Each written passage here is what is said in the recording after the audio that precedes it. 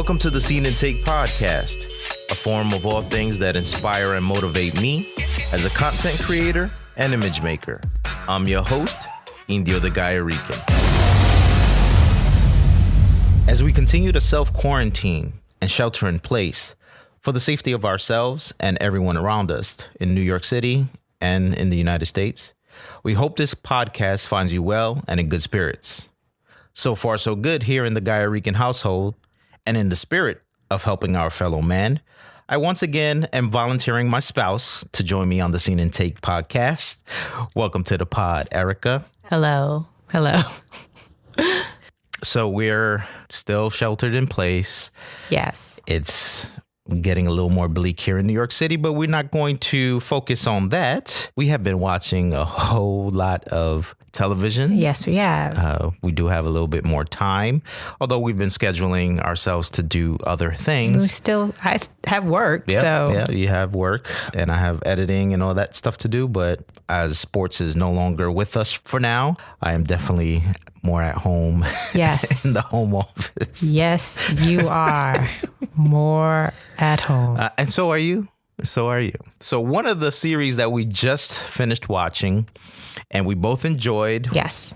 You actually recommended it last week for folks to watch. Yes, I did. Gentefied season 1. Hopefully to be a season 2. The rumors are that season 2 is going to be in the works once production is back up and people return to their normal lives. Everything's back up and running, right? Yes. So Gentefied was co-created by Bakersfield native Maring Limus, and it's about cousins, Eric and Chris, who will attempt to save their grandfather's taqueria, or taco shop, from the encroachment of a gentrifying landlord, all while battling the pursuit of their own respective aspirations and careers. It was a great series, season 1. It hit home for me. But I know when we was watching it, you chuckled all the way to the bank, even though you may not have known some of the cultural references that they were making. But all in all, it's a great show. Yes. And let me get your thoughts on how the show went. Well, I think that you should also include the co-creator and co-writer, Linda Yvette Chavez, who's also a California native and who also spent a lot of time in Boyle Heights, where the story takes place. It's definitely a great series and great in the way that I felt that it was uplifting, that there was a lot of positivity in the show and some of the themes, that it wasn't a bleak portrayal of an immigrant family that we too often see. There was a lot of funny moments, a lot of poignant moments, not to give away any spoilers because I want the listeners to go and take a look at the show and make their own decision about whether the show is great or not, form their own opinion about the show. Definitely.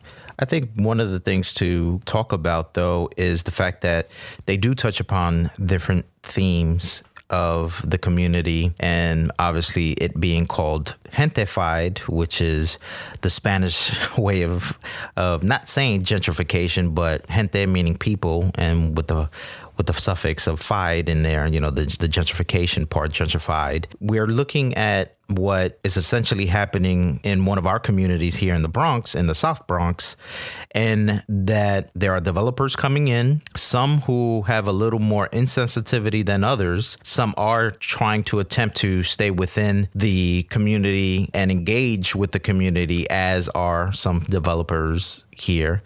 And you have the same thing happening in Gentefied. And then you have that push and pull between one of the characters, Ana, who's a female cousin of the two main characters of the taqueria, and Chris and Eric. She's an artist, and she's a starving artist. She's just creating her work, and so far she hasn't been able to monetize her passion and what she wants to do with her artwork. And now you have where there's someone coming in, a developer, a landlord, and saying, hey, why don't you throw up your art on this wall and go at it. And now we have a situation where the current tenant, a little bodega type of place, the abuelita that's in there, the proprietor, she feels disrespected because she didn't get approached about the project. I think what the show does really well is that it doesn't take a position on gentrification. It shows both sides. It shows the side where there could be some good with developers coming in and beautifying blighted areas. So in this instance, a wall that may have been just blank, here's an opportunity to put artwork up and beautify the neighborhood. The other part of it is the respect of the culture of the neighborhood, of the people that have been there,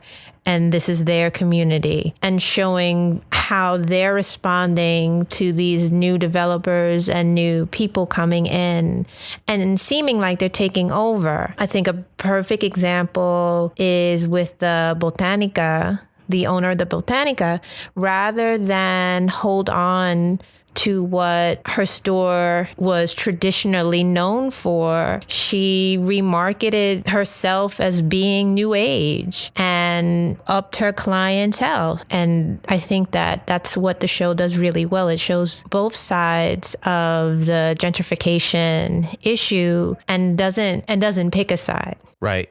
And I think also, to that point with the Botanica owner, she's able to impart at least her experiences thus far because she's a little ahead of the curve than the proprietor of the taqueria and Abuelo and Pop. So he's taking heed to what she's saying and taking her advice because it is in fact working. And so in order for him to get ahead of the curve as well, he had to do some changes.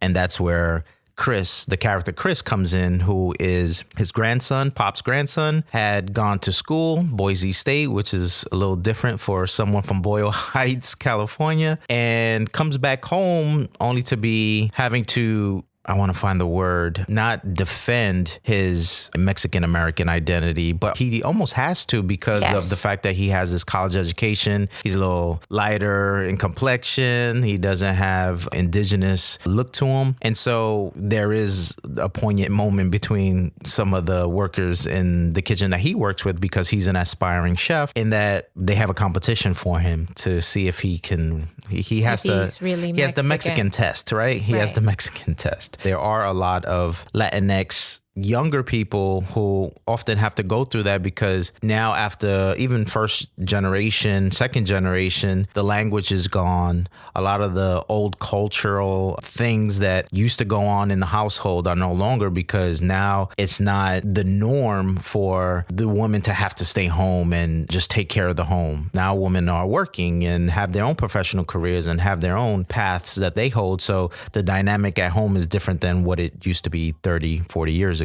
Right. Well, I think it's different because there are people who have come to this country who look to assimilate. So they didn't pass on their culture, and part of that culture being their language and their traditions, because they wanted their children to be American and they wanted them to be of American culture, not realizing or really not valuing the cultures and the communities that they came from. So now you see people who are now you have some older cultures that just feel they look down upon the younger generation if they didn't take the time to learn the language, but they may have come from a family who wanted to assimilate. I think with the character Chris, he's put down because he did leave. He left Los Angeles.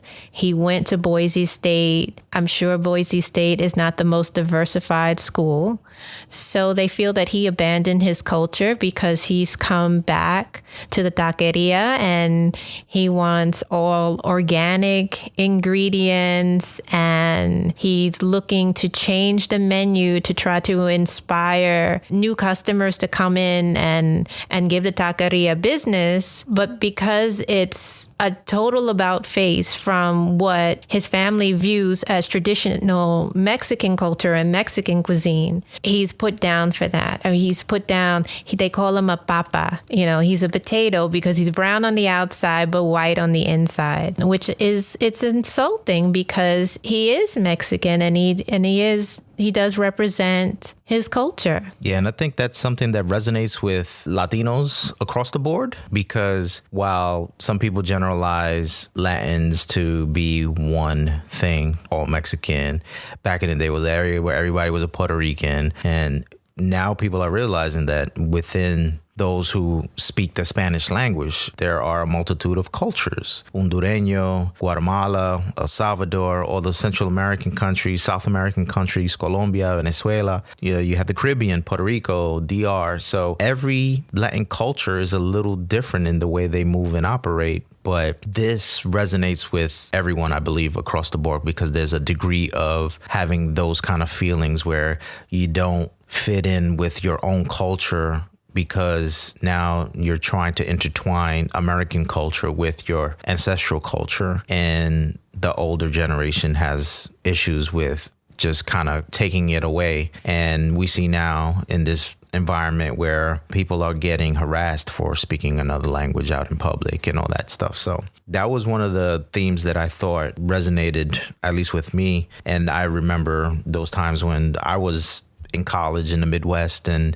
it was a cultural shock for me to have gone from New York City to the Midwest. But then you have Puerto Ricans from the island there. And then because I was hanging out with a certain crowd, and then when I did say my mom is Puerto Rican, they was like, oh, but you're from allá afuera, you're from the outside. So then there was that barrier between me and those that I thought were a part of my culture too. But apparently being from outside of the island, you was looked upon as an outsider too. Right. What other theme did you see in this series that resonated with you?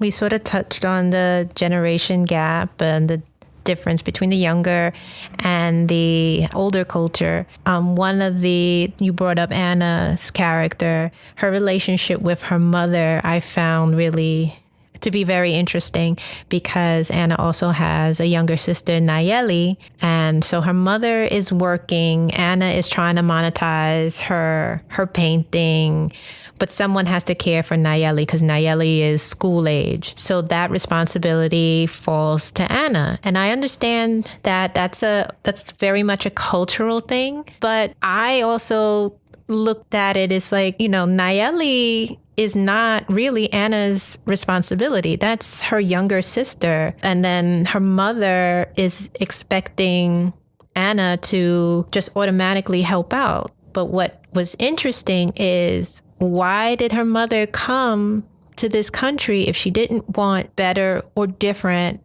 for Anna and Nayeli? And how is she achieving that if she's expecting them to help her with her work? Yeah, I thought that dynamic was pretty interesting. And I think that was the battle that Anna and her mom had, and that she was like kind of looking at it the same way you just mentioned, that Nayeli, although she's my sister, she is not my full responsibility. I'm trying to do what I need to do. But the contention was that, well, I'm the one paying the bills up in here and you live here. You need to do what you got to do to contribute. And that's another thing that resonates with a lot of Latinos, West Indians as well.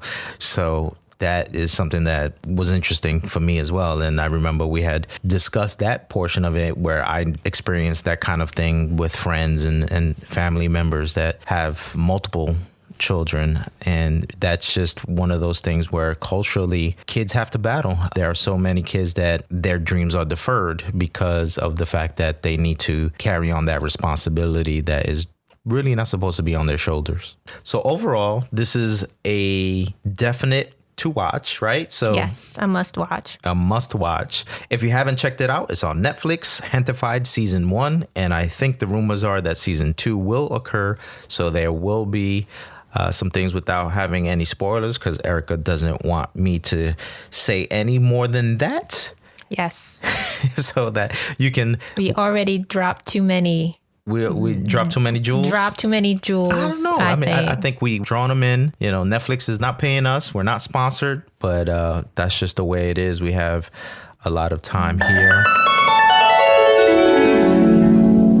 Moving on to more Netflix stuff. We're going to look at some April 2020 releases Yes. that we are looking forward to watching and potentially having to review at a later time. Or just watching. Or just watching. Yes, because just nothing watching. else is on. Yes, this is true. This is true. So what do you got? Well, looking at the list of what's coming in April for Netflix, I see that all of the Lethal Weapon movies will be available April 1st as today. And Netflix also has like a number of different original movies also premiering and original documentary. I think there's one, and I'm misquoting the name. Is it Murder to Mercy? The Centoya Brown story that's going to be on Netflix. Oh, There's that's a gonna be good. Yeah, documentary. Yeah. Well, I know one that you're particularly going to be playing, and that's Nailed It. Season 4. So, not too many people are up on Nailed It. So, why don't you explain what that is? I think there are a lot of people up on Nailed It, that it was like a YouTube thing. You think so? Where people started to recreate lots of baked dishes, try to recreate the creativity that some other chefs had done with these very artistic cakes and not quite hitting the mark, hence Nailed It. So that I mean, it's on season 4. They had a holiday season, so I think Nailed It is not new for people. I just enjoy it because it's hilarious. It is funny. It does have a very good comedic flair to it. A comedic flair. Yeah, comedic flair. We have Mortal Kombat, the old school Mortal Kombat. Could have left that out. Yeah, I know. Django Unchained is coming at the end of the month. And what else do we have? But hasn't that been on Netflix before? I don't think so. It's coming now. It might have been on something else. The Cheech and Chong movie is coming to Netflix. Oh, well, we don't need to tell people about that. Oh, you don't? No. A movie that I saw as a kid with my dad, Clint Eastwood, The Good, the Bad, and the Ugly. Do you remember watching that? It's a Western. Yeah, I don't know. For some reason, the old school heads, they like their Westerns. Angel Has Fallen, which, I like the series. Olympus Has Fallen, all that stuff. With a lot of things falling down. Yeah, with a lot. But when you have Morgan Freeman as the president, then you always got to pay attention to that. I did notice that they try to sneak in another extinction level event movie, Deep Impact, which obviously in these times we're getting a lot of different movies out there that are dealing with the stuff. End of the World movies. Yeah, all these. Because we want to watch that. Right. Yeah. Well, I guess they're being. I guess there's an audience for it. Mm-hmm. They're comparing notes. Yeah, pretty much. Oh, in the original category, Coffee and Kareem, the trailer looks really funny and that looks interesting. And I think I'm going to go check that out. Well, I'm going to go to the couch. You're going to go. I'm going to go to the couch and check that out. Okay. Yeah. You do that. Thank you. I finished watching High Fidelity on Hulu. Oh, that's right. Want to give the other streaming platforms some love. Right. None of it sponsored by any of them, but no. But we're taking actually, my free trial runs out on Friday. So is it going to be worth getting the subscription? Possibly. Possibly. I did really enjoy High Fidelity. I didn't see the movie or read the book, but I really enjoyed Zoe Kravitz in this series. It has a killer soundtrack, which any movie about music or right. any series rather, being about music and claiming to be a love letter to music should have. So, and the soundtrack really is like the other protagonists in the series, but it was really good. It was really funny and just a lot of great music in the background. The original High Fidelity just turned 20 years old, right? Yes. And it was John Cusack playing the lead role on that one. And he wrote the screenplay, which he co-wrote it, which I wasn't aware of until just recently. It's hard to believe that movies that came out in 2000 are turning 20. I mean, it's just, and 2 decades has just gone so fast. One of Jack Black's first movies well. That sort of cemented his star.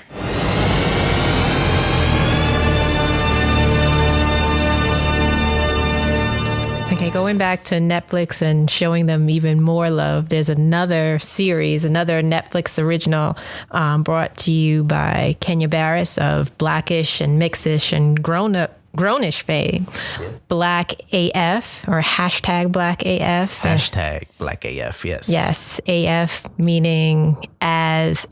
So I'm looking forward to that as we'll watch the trailer. So it's loosely based on his life, and it's sort of like a one camera, sort of like Blackish meets The Office in a 2 Chainz video, and we'll credit Essence for that tagline. We're looking at the Wikipedia entry because we were trying to decide whether this was a sitcom or a movie, and it's definitely going to be a Netflix series. Yeah.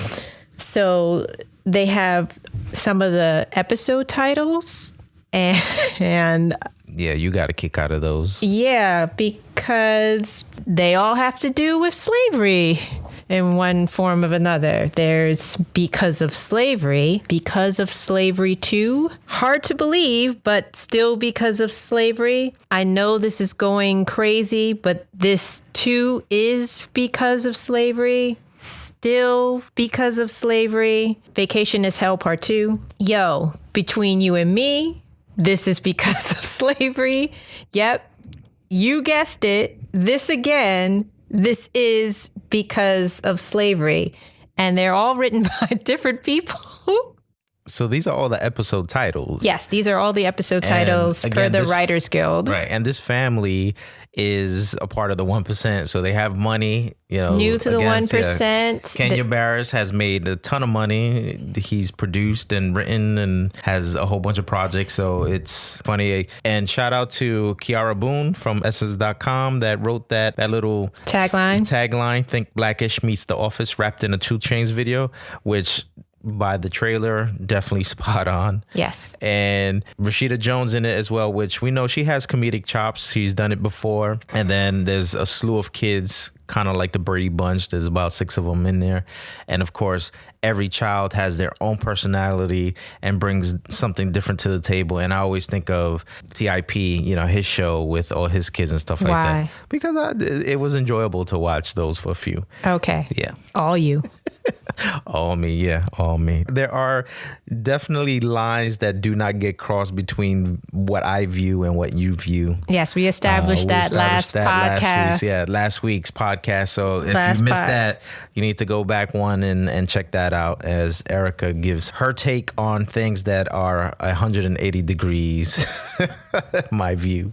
In the movies categories, it's interesting that we've seen now that movies that were supposed to make their theatrical runs are actually being sent into the digital realm pretty quickly now. You have Invisible Man that just came out, right? And Bloodshot, which I went to the movies just before. And you could have waited. I who knew that we were going to have this situation go down, right? But it's going to be one of those things where other major movie studios are going to be contemplating whether or not to do that. I mean, a lot of them have discussed postponing and have postponed their releases to a later date in the year. Some have done it indefinitely. They just want to make sure that everything is just all back up and running. And you got to figure, too, that the domino effect of it is that all of the productions that would have been happening right now and have to get pushed back to a later date, now those release dates are going to be pushed back. And so what does that do for movies like the Marvel universe and all of those big budget, over $250 million budget movies? What does that do for them in the near future? And it's going to be interesting. I mean, every industry is taking a hit, as you know, but in the TV and film industry especially, there's just going to be this domino effect that we just are not sure how bad it's going to be. I'm not worried about the Marvel franchise. I think they'll rebound just fine. Yeah, I think that they will be fine, but they have so much product to put out, like the time frame. Although they have the budget to turn over these things pretty quickly. Yes. And they do have some great directors at the helm. So, yeah, Marvel, with the exception of Marvel, I think there's going to be a little bit of trouble in paradise for some of the movie studios, especially those that already kind of banked on the projects coming out on a timely basis to be able to fund and do other projects down the line. Cool. Well, this is going to be a quick and short one. We are going to continue to watch films. Hopefully I can get some other guests on the line so that I can give E a break from being forced to be a part of the Scene and Take podcast. But I appreciate you coming on and giving your take. And I will see everyone on the next one. Peace. The Scene and Take podcast is brought to you by Guy Erikka Productions and is available on Podbean, Spotify, Google Play, and Apple Podcasts. For those who prefer to listen on YouTube, head over to the Scene and Take podcast channel page. Thank you all for tuning in, and please remember that we will all get through this together. Hasta la próxima.